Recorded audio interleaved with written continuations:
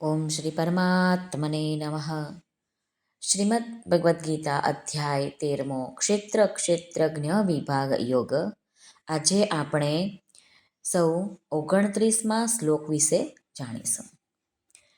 26મા શ્લોકમાં ભગવાને ક્ષેત્ર ક્ષેત્રજ્ઞના સંયોગની વાત કહી. આ સંયોગથી છૂટવાના બે ઉપાયો ભગવાને કહ્યા. એક તો પરમાત્માની સાથે પોતાનો સંબંધ ઓળખવો અને પ્રકૃતિ એટલે કે શરીર સાથે પોતાનો માનેલા સંબંધને તોડવો. 27 અને 28મા શ્લોકોમાં પરમાત્માની સાથેના સંબંધને ઓળખવાની વાત ભગવાને કહી.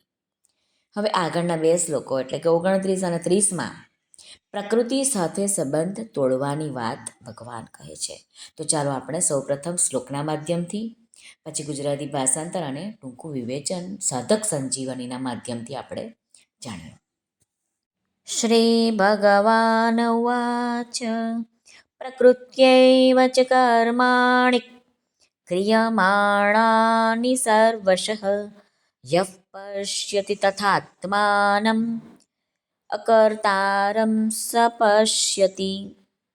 શ્રી ભગવાન અર્જુનને કહે છે, જે માણસ બધાય કર્મોને સર્વ રીતે પ્રકૃતિ વડે જ થનારા જુએ છે, એટલે કે એ વાતને તત્વથી સમજી જાય છે કે પ્રકૃતિમાંથી ઉદ્ભવેલા બધા જ ગુણોમાં વર્તે છે, તથા આત્માને અકર્તા જુએ છે, એ જ ખરું જુએ છે.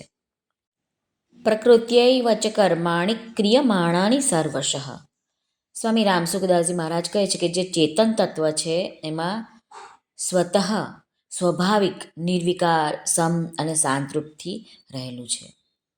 એ ચેતન તત્વ એટલે કે પરમાત્માની શક્તિ પ્રકૃતિ સ્વતઃ સ્વાભાવિક ક્રિયાશીલ છે, તેમાં નિત્ય નિરંતર ક્રિયા થતી રહે છે. પ્રકૃતિને સક્રિય અને અક્રિય બે અવસ્થાઓવાળી કહી છે, એટલે કે સર્ગ અવસ્થામાં સક્રિય અને પ્રલય અવસ્થામાં અક્રિય. તો પણ જો ઊંડો વિચાર કરીએ તો પ્રલય અવસ્થામાં પણ તે ક્રિયાશીલ છે જ. જ્યારે પ્રલયનો આરંભ થાય છે ત્યારે પ્રકૃતિ સર્ગ અવસ્થાની તરફ ચાલે છે. આ રીતે પ્રકૃતિમાં સૂક્ષ્મ ક્રિયા ચાલતી જ રહે છે. પ્રકૃતિની સૂક્ષ્મ ક્રિયાને જ અક્રિય અવસ્થા કહે છે, કેમ કે આ અવસ્થામાં સૃષ્ટિની રચના થતી નથી.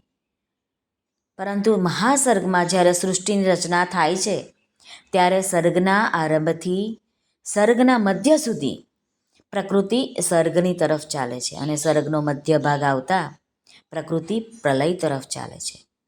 આ રીતે પ્રકૃતિની સ્થૂળ ક્રિયાને પણ સક્રિય અવસ્થા કહે છે. સૂર્યનો ઉદય થાય છે પછી તે મધ્યાહનમાં આવી જાય અને પછી તે અસ્ત થઈ જાય છે.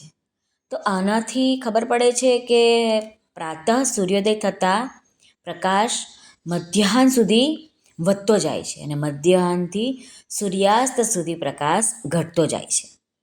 સૂર્યાસ્ત થયા બાદ અડધી રાત સુધી અંધકાર વધતો જાય અને અડધી રાતથી સૂર્યોદય સુધી અંધકાર ઘટતો જાય છે.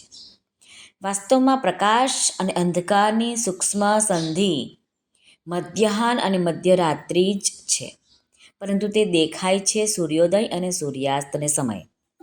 આ દ્રષ્ટિએ પ્રકાશ અને અંધકારની ક્રિયા દૂર નથી થતી, પરંતુ નિરંતર થતી જ રહે છે. એવી જ રીતે સર્ગ અને પ્રલય, મહાસર્ગ અને મહાપ્રલયમાં પણ પ્રકૃતિમાં ક્રિયા નિરંતર થતી જ રહે છે. યઃ પશ્યતિ તથાત્માનં અકર્તારં સ પશ્યતિ. પ્રકૃતિ અને તેના કાર્યો બધા જ સ્વયં એના દ્વારા આ બધા કાર્ય થતા નથી. સ્થૂળ સૂક્ષ્મ અને કારણ શરીરમાં ખાવું પીવું, ચાલવું ફરવું, ઉઠવું બેસવું ઘટવું, વધવું હાલવું ડોલવું, સૂવું જાગવું, ચિંતન કરવું, સમાધિ થવું વગેરે જે કંઈ ક્રિયાઓ થાય છે તે બધી જ પ્રકૃતિ દ્વારા ક્રિયા થતી જ નથી. એવું જે જુએ છે એટલે કે અનુભવ કરે છે તે જ વાસ્તવમાં સાચું જુએ છે, કારણ કે એવું જોવાથી જ પોતાનામાં અકર્તૃત્વનો અનુભવ થઈ જાય છે. અહીં જે ક્રિયાઓ થાય છે તે બધી ક્યાંક ગુણો દ્વારા થવાવાળી બતાવી છે, ક્યાંક ઇન્દ્રિયો થવાવાળી, અને ક્યાંક ક્રિયાઓ પ્રકૃતિ દ્વારા થવાવાળી બતાવી છે. આ ત્રણેય બાબતો એક જ છે. પ્રકૃતિ બધાનું જ કારણ છે. ગુણો પ્રકૃતિને કાર્ય છે અને ગુણોનું કાર્ય ઇન્દ્રિયો છે. આથી પ્રકૃતિ, ગુણ અને ઇન્દ્રિયો એમના દ્વારા થવાવાળી બધી ક્રિયાઓ પ્રકૃતિ દ્વારા થવાવાળી જ કહેવામાં આવે છે. શ્રી કૃષ્ણ અર્પણમસ્તુ. સર્વને ભાવથી જય શ્રી કૃષ્ણ. રાધે રાધે. હરિઓમ તત્સત. જય ગુરુદેવ દત્ત. જય સ્વામિનારાયણ. જય માતાજી. નમઃ પાર્વતે પતે. હર હર મહાદેવ. હર સિદ્ધેશ્વર મહાદેવની જય. આજના આનંદની જય. સર્વનું કલ્યાણ થાઓ, સર્વનું કલ્યાણ થાઓ, સર્વનું કલ્યાણ થાઓ.